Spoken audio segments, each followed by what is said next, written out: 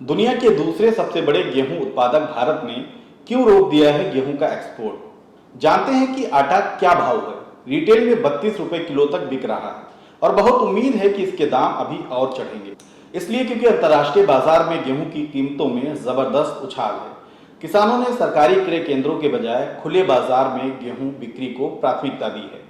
यही वजह है कि 1 मई तक भारत सरकार महज 1,62,62,00,000 मीट्रिक टन ही गेहूं खरीद पाई है, जबकि भारत में इस साल गेहूं की पैदावार 9.5 करोड़ मीट्रिक टन आकी गई थी।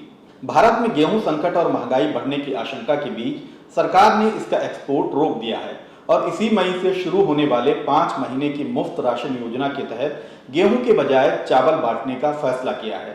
इससे करीब 55 लाख मीट्रिक टन गेहूं की बचत होगी, जो स्टॉक के काम आएगा।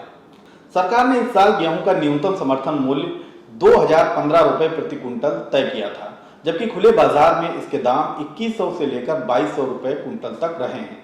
एक्सपोर्ट पर रोक से पहले तक कुंडला बंदरगाह पर 2550 रुपए क्विंटल के भाव तक गेहूं खरीदा गया है। अभी गेहूं की खरीद जारी है। हालांकि यूपी समेत कुछ राज्यों में गेहूं निकलकर व्यापारियों के पास पहुंच चुका है। एक रिपोर्ट के मुताबिक व्यापारियों के पास 14 से 20 लाख टन गेहूं स्टॉक है, जो एक्सपोर्ट के लिए रखा गया है। यूपी की बात करें तो इस साल गेहूं की खरीद में ऐतिहासिक गिरावट देखी जा रही है। अभी सरकारी क्रय केंद्रों पर 62,000 किसानों से महज 2,36,000 मीट्रिक टन ही गेहूं खरीद हो पाई है, जबकि यूपी में बड़े पैमाने पर व्यापारियों ने गेहूं स्टॉक कर रखा है। एक्सपोर्ट पर रोक से उम्मीद है कि ये गेहूं अब निकलकर बाजार में आएगा। ये भी हो सकता है कि व्यापारी निर्यात पर लगी रोक हटने का इंतजार करें। अगर भारत की बात करें तो चीन के बाद दुनिया का दूसरा सबसे बड़ा गेहूं उत्पादक देश है। चीन में हर साल 13 करोड़ मीट्रिक टन गेहूं पैदा होता है और भारत में 9.5 करोड़ मीट्रिक टन के आसपास गेहूं की पैदावार होती है।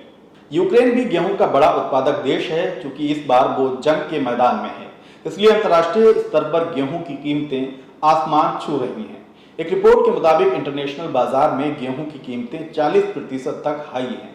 रिपोर्ट ये भी बताती है कि पिछले 5 सालों में गेहूं की तुलना में आटे के दाम कहीं तेजी से बढ़े हैं और आज आटे का खुदरा मूल्य 12 साल के शीर्ष पर है और अप्रैल में महंगाई दर 8.5% तक पहुंच चुकी है, जो कि चिंता का विषय है।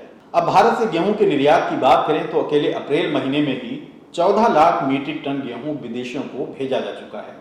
दुनिया में गेहूं और आटे की कीमतों में उछाल की मुख्य वजह यूक्रेन रूस की जंग है। दुनिया में गेहूं का 1/4 गेहूं का ट्रेड इसी ब्लैक सी इलाके से होता है।